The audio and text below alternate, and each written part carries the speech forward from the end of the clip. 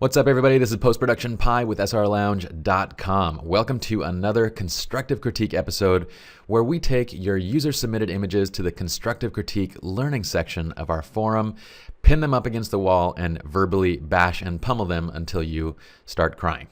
Actually, I'm totally kidding. We're not going to do that. And in fact, we are very polite with our constructive critique. Constructive critique is actually completely free, and it's a great way for you all to be constructively critiqued by your peers, and who knows, maybe we'll even pick your image and feature them in our constructive critique videos as well. Great way to learn. Be sure before you submit to read the sticky on constructive critique rules before participating, and then have at it. And once again, please remember to embed your images and not just link to an external site such as Flickr. So upload to Flickr, embed the actual image into the forum rather than attaching to the forum or just showing the link. Let's get right started. And I say that a lot. I said let's get right started, but that's not really correct grammar or English for that matter.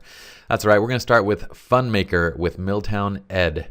And he said he shot this in an abandoned house using an Alien B1600 with a beauty dish, a Canon 5D, and 7200mm. Trying to get better, so if anyone has any advice, he will take it. Yes, you will take it. I'm just kidding. You're not going to. Well, it's nice to take it because then you'll benefit. Okay, so here we have this nice image here, a black and white shot. I really am digging the post-production on it. And it looks like you are shooting this through a kind of a window frame or something to kind of create this border and frame to the image. Now here's what I would say with this type of shot. Your lighting is decent. You have a good starting pose to kind of go with. The thing is that generally when we're shooting through objects, we refer to this as a shoot through. And what we're doing is when we're using foreground objects to do a shoot through of a person, we're generally using those foreground objects to sort of create a voyeuristic or candid type feel to the image. Not voyeuristic in any kind of pervy way, but in a very nice natural way where we have kind of a candid look at our subject. Now in an image where basically the subject is looking into the camera, we lose that sense of kind of the voyeuristic feel, and having the foreground element kind of framing them is not really doing much for us at that point. So with this type of shot, if I were to use a foreground element to frame my subject and kind of shoot through it, I'd want it to be a candid. I want that person to kind of be interacting with the environment, looking off camera, and sort of capturing that moment, with them unaware. If they're looking into the camera, I would say let's have them, not be basically framed by some sort of foreground object. It's a little bit awkward, but that is, for me, one thing that I kind of typically do. That's kind of my own rule of thumb. Take it for what it's worth. But overall, I think you're off to a great start here. That would be my critique on this image. Let's go on to our next one. We have HDR, Bokeh Butterflies, and Concrete by Kibblemont. All right, let's click on this and check it out. He says he has a tremendous trouble when he's shooting at larger apertures, and he's trying to kind of spray and pray to get that perfectly sharp shot. Now, I dig this shot from a technical standpoint. I mean, I know how hard it was to get this kind of focus when you're shooting macro photography. It's very tough. It's very challenging. You mentioned how many images you take and how many of them hit the recycle bin because they're just not usable and they're not sharp.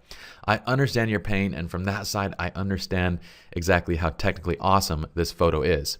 But here's the thing, is that in this shot, the concrete is actually acting as a very big distraction from our subject matter and kind of our area of focus. Our area of focus is really this butterfly. That's the primary subject matter. We have this beautiful kind of leaf flower thing coming in from the right side of the frame, ending up right here. A great line in the overall image. But the concrete, and even though it kind of creates this cool bokeh texture in the background, is really distracting from the overall image because it's very, very busy. In the front, we see all these highlights, and it's extremely busy in the foreground. In the background, we see all these highlights in the bokeh, and it's again very busy. So while technically this shot is great from a technical standpoint, from a aesthetic standpoint, it is extremely busy to look at. And that's where I would say, you'd be better off with a more isolated subject matter than in this shot right here. But keep shooting. I know how hard and how challenging these are. I think it's a great overall exposure. You did a good job with the post-production. I'd say isolation is what would really help this image out quite a bit. Let's go on to our next image. This is A Cup of Joe by Alpha Male. And by the way, if you guys don't know, SR Lounge is kind of broken right now. So some of our images links are busted as we are trying to fix the website. So be patient and stay tuned. We'll have it fixed soon. So let's take a look at this image. Oh, I actually had it loaded up anyway. Right here. Ooh, this is awesome. And what was your name again? Alpha Male. Okay. Alpha Male, there's something strange happening with your coffee. It seems to be emanating this radioactive red and purple stuff, which I would not drink that. I'm just kidding. This is actually an awesome photo. I love it. I dig the use, the kind of the creative use of bokeh, and I would make sure that you submit this to our bokeh challenge because we actually have the bokeh contest going on right now. This is a really nice shot. I love the lighting on the side of the cup because it kind of is this nice dramatic side lighting that's creating a good amount of added dimension, and you've really framed that bokeh in the background nicely where it kind of looks like this steaming cup of bokeh coming up. It's great. I love the color. I love it. Awesome shot. The only thing I would say I might do a little bit differently is the framing of this. I enjoy the negative space that you're using right here, but it'd be cool if the bokeh was actually coming out of kind of the center of the cup. So if you push the cup framing over so that basically the end frame right here, or the end edge of the cup, was actually over here, so it kind of matches over that bokeh a little better. Or maybe just shift your perspective a little bit so you can kind of frame that centered. And then I dig the negative space. In fact, if you actually pulled out and we just saw this cup with kind of this color coming out and everything else around it was black, I think that would be an awesome shot too. So let's go on to our next image. This is Battleship Portrait by, again, guy Kibblemont. I just went through, and by the way, we just go through clicking on kind of posts and stuff, and whatever's up at the top we're choosing for this video. So we're not favoring anybody, we're not choosing anybody, so don't feel bad if you're not selected. Just keep submitting and we'll eventually get them into videos. So let's talk about this one. He used HDR Effects Pro out of Lightroom. It worked 2 different versions. Let's see, it was shot on an EP3 lens. Okay, I'm not sure. That looks like, is that an Olympus? I don't know what that is. All right. ISO 200 focal length. Okay, that's fine. Let's take a look at the actual image. This is where you can see if you actually upload to the forum itself, it does reduce the quality quite a bit. And here's what I love. I absolutely love this composition. It's such a great composition with these lines, the cannons coming out of the battleship. Very cool. The clouds are awesome and menacing. I'd say as an HDR effect, it might be a little bit over the top for my taste, but again, we've mentioned before that HDR is very polarizing. You kind of either go on one side or the other, and for me, I like it to be a little bit more on the natural side, but I dig the color effects that you're going with, kind of this muted tone. It's very nice in that regard. Now, the question I have for you really here is overall, technically, the image is great. The composition is great. You did a good job shooting it, a great job in post. What I would ask is, what is the model necessarily doing there? Or what does she really have to do with this picture? Because I'm not getting a real sense of story with the image. I feel like if she wasn't there, it'd actually be a stronger image because then it's about the battleship. The story is about the cannons. Right now, the story is kind of about this girl standing in front of the cannons, and we really have no idea what she's there for. And so it kind of creates a sort of disconnect. It's like we're not, she's not dressed in any military outfit. She's not like posing in kind of a crazy fashion way, looking in the camera, kind of making it really edgy. It's just a little bit strange in that regard. It almost feels like you were maybe out and you had your girlfriend, daughter, wife, whoever she might be with you, and you were saying, honey, let's take a shot in front of the cannons, and that's what it was. And that's totally fine if that's what it is, but just from a photographic standpoint or from a viewer standpoint that may not know this person, it kind of creates that disconnect there. So I would say from a vision standpoint, you might be better off figuring out what is the vision or what is the end purpose of this photograph. What are we trying to tell with the photograph? If the story is really a fashion story, if it's about the girl, then I would bring her up, put her in a pose that's kind of like edgy, and use the background elements or the battleship really more as kind of an environmental background versus as the subject. Here, they're kind of both the subject and the scene, and that's kind of what's creating the contradiction and the lack of a solid story for the shot. If the story is really the battleship, then possibly take the girl out and just shoot this shot by itself. So that's my main critique there. As far as everything else is kind of subjective as far as the post-production style and everything. I do see a little bit of haloing and fringing going on around the cannons, which happens when you take HDR effects a little bit too far when objects have highlights basically behind them. So it'll happen anytime there's essentially clouds or highlights behind these objects. That's great though. Overall, I dig the shot. Let's go on to the next one. Here we have My Song, Caleb. This is by Lewin Mack, and I dig this shot. I think it's a great portrait. I think from a photography and technical standpoint, it's awesome. You have great lighting, good composition, good lines, everything is nice. The one thing I would say is generally you don't want to crop at any joints, and right now his knee is kind of cropped a little bit out of the frame, which is okay. It's not a huge issue. But from a viewer standpoint, if this is your son, then awesome, because it's a great family shot.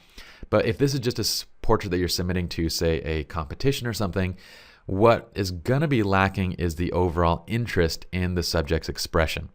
Just because the subject is so mellow and relaxed here that we don't really see much action or anything going on. Obviously, this is a tough thing to do when you're dealing with kids. But if we had, since this image is all about this child, if we had the child kind of doing something that was very interesting, whether it be laughing or playing or something, it would capture our interest a lot more. As far as the post-production style, I dig it. I think I'd go a little bit lighter on the vignetting, just because I don't like to see or I don't like it to be noticeably vignetted, basically. But that's, again, a stylistic thing. I dig the overall color toning that you're going for, though. It looks pretty cool. Let's go on to our next shot. Here we have Wedding Shot by Harryman 2002, or Harryman. I think I've mispronounced that name like several times now, so you can tell me how exactly it should be. So let's see. He has another one. This was shot at a wedding taken right after the ceremony in the valet lane of the hotel they were staying at in the getaway car. Shot around f11 with the SP600 off camera, no modifier. Let's see. The shadows of the face give a little bit of a dramatic look, but are they too much? Okay. So here's the thing. Oh, by the way, this is a perfect post showing how you can embed from, like, say, Flickr or a different website so that it shows it full quality, basically, on your image.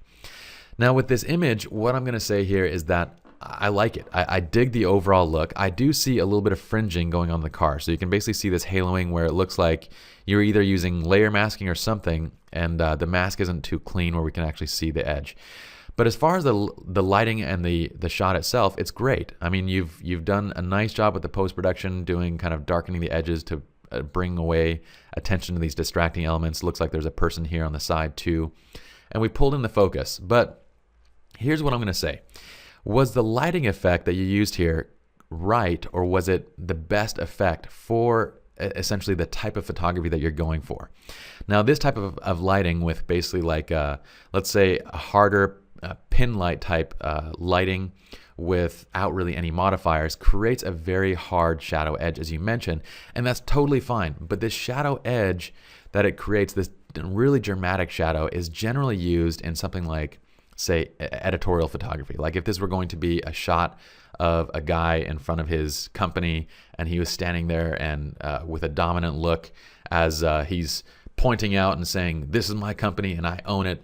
That's kind of the drama that it creates. And you have a nice, like, it looks like you're doing Rembrandt lighting right now with the light kind of off the side of the camera at a 45-degree angle, so you get this nice highlight on the other side of the eye. But without that fill light on the left side, it creates this very dramatic editorial look. And that's almost the impression I get when I see the photo. Instead of seeing a couple on their wedding day, I almost see a politician and his wife on their wedding day or something like that. You know what I mean? It kind of has this feeling of like it's a very dramatic editorial image of a politician and his hopefully his wife. But that being aside, that I think it looks great. I think it's a great image and the couple's going to absolutely love it. What I'm trying to say is that when you're going for these lighting effects, generally you want your lighting effect to really match the style of the photograph. And that's where you're going to basically look at a photograph and say, that's an amazing photograph, and not any one thing will be distracting. You're not going to go, oh, that's cool because of the lighting, or oh, that's cool because of this. It's just that the photograph is going to look great in and of itself because all the techniques that were used match the subject matter, match the scene, and everything like that. The only other thing that I would mention in this shot is the actual posing and the dress. Now, if possible, she might have minded, and that's why she was holding her dress, but this bunch of dress right here, that's kind of like she's bundled it all up with her veil and everything, creates a very big and distracting element to the overall shot. If her veil was just flowing down and her dress was let to the ground, then it would make her look much slimmer, and in addition, it wouldn't draw as much visual weight in the overall image. But overall, great job. I also dig the post-production, Harryman. And let's go on to our next image. This is Daydreaming by Zooctography. Let's open that up and check it out. I dig this shot. This is exactly kind of what I mean with making sure that the lighting, the post-production, and everything else matches the overall style of the image. Now, this image is a very whimsical shot, a very candid moment of this girl just kind of laying down in the grass and looking out. So it's shot with natural light. It's very bright. And it's also produced in a very whimsical way with kind of this fade. So everything here is kind of tying in and it's working really, really well together. I dig it all. I think from a posing standpoint, I'm losing a little bit of interest in kind of the way her face is facing, basically. Like, it'd be great if I could see her eyes a little bit. It'd be great if there was something else that could just draw a little bit more interest into the face, because otherwise our main point of interest in the shot, or the main area of focus, is really the dress and kind of her body area rather than her eyes and kind of her face. So I would change the pose a little bit, but everything else is really working in the shot. So great job, Zooctography.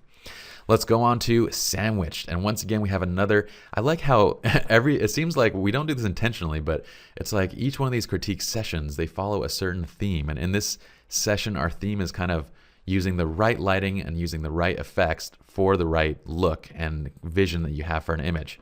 Now, this is another shot by Christoph. It's called Sandwiched.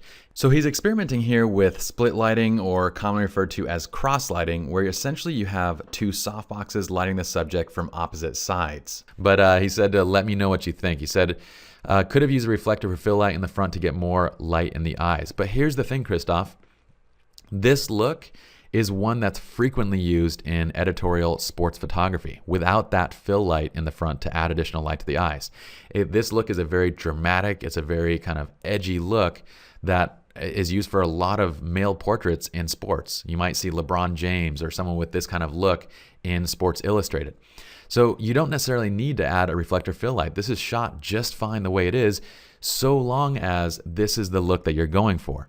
As long as you're going for that really edgy, dramatic look, kind of, it's a very rough look, and I kind of refer to this look as the manly man look. Like, you wouldn't go and bring a nice ballerina model into this, and obviously a girl ballerina model, and bring her into the shot and shoot it with this kind of harsh clamshell lighting effect, because it's really not going to be, I mean, it'll be like she's the dominating ballerinas, basically. It's going to have this crazy, overly dramatic effect, and it's not going to fit the scene that you're basically going for, okay? So as long as you're going for this look, you did a great job with it. Now, you can add a reflector fill light in front to get more light in the eyes, but remember, the more fill you bring to the front, the more of that drama you're going to pull away, basically, because these edge lights are going to become basically highlight edges, and it's not going to become the primary light source. So if you add fill light, it is going to actually diminish the drama in the image. The more, the less dramatic it'll be. The one thing I am noticing is that his glasses kind of create this amplified lighting effect here, because it looks like they're acting as a magnifying glass here. But that's really it as far as that goes, and I dig it. I also dig the post-production, kind of the style of it as well. I think you should try bringing in, like, go online, go to whatever website, well, not whatever website, but go to like Model Mayhem or a modeling site, bring in a ripped athlete, like just someone that's super cut, you know, and bring him and use this kind of lighting, shoot him in front of this background, pull out a little bit, and if he has like a six-pack and you know, pecs and all that kind of stuff, he has muscle definition, you're going to see this lighting effect really bring out every bit of those edges. Now, I would come and pose for you, but I don't think you'd be able to handle my six-pack and you know, my pecs and stuff, because they're just simply too awesome. So let's go on to the next image. Now, this one was Mysterious Flower by Lehman Mack. We're going to switch it up a little bit, and let's take a look at this. Now, I think a typical thing when we start shooting macro photography is to go start shooting everything in macro. And I like this shot, Lewin, but the thing that I'm thinking is that it's kind of reminds me of a typical shot that someone might take when they first start shooting flowers with their camera. Like, you just go basically find a flower, get close, and take a picture type thing. It'd be great if you know, you kind of found a nicer composition and also a nicer flower or nicer grouping of flowers. Like say if we had a field and you went into that field, found a unique composition where you had foreground elements with kind of these flowers, one flower in focus and kind of a whole row of flowers behind it that are out of focus, and kind of create this cool texture with the overall shot. That would have a lot more visual interest than this one single flower that's kind of just in the middle of really nowhere. And also the vignetting in the post-production style is a little bit on the heavy-handed side. This vignette is clearly vignetted, and that's kind of one of my no-nos as far as making it look like it's been post-produced. And this looks kind of heavily on the post-produced side. But I like where you're going with this. I think you should get out there, try more, and when you get into post-production, go a little bit more light with it. Try and be a little more subtle with it, and I think you'll really like the results a little bit better. All right, let's go on to my father. Now this was, let's see, my father. Okay, we have to actually click on it. Oh, I have it open right here. And it looks like he shot this with a speed light. Let's see, what was it, 60D, and then he has some sort of off-camera lighting. All right. But I dig it. The lighting, again, we have a lighting effect that matches the exact look that you're going for. At least I hope it matches the look that you're going for. You have a very kind of edgy and gritty image or subject matter in the shot with is this your father? Yeah, you said your father. And by the way, this is by Mick Jolie. So sorry if I forget to say your name. But it's by Mitchell Leese. You can see on here in 500 pics. So our subject matter, he has a lot of character. He has wrinkles and all these things that we really want to use that lighting effect to amplify and to kind of bring out. And you've done exactly that, and that's what makes this work so well. So how do we do that? Well, in this type of shot, we use that hard pin light type look, because the hard light coming from a small light source is going to create very defined shadows as opposed to a large softbox. If you used a large softbox, it would kill all the drama in this image, and it's going to fill all the kind of crevices and cracks in the skin with light. It's not going to look nearly as dramatic. I also dig the way that the eyes are kind of in the shadows. Now this is really up to you, whether you want the eyes to be fully in the shadows, whether you want there to be a little bit of detail. I might want them to be in the shadows but have a tiny bit of detail there just so I can see a little bit of those eyes. But that's really a stylistic preference. I also love this wisp of smoke coming off. And overall, it's just it's a great image shot with a very accurate and correct way of lighting it for the look that you're going for. It's also post-produced to kind of amplify that look that you're going for as well, with that edgy look with a really gritty feel. So again, from the shooting, the lighting, the post-production, everything matches that gritty look, and that's why I'd say it's a great photo. So everybody, good job, and we'll see you all in the next constructive critique video.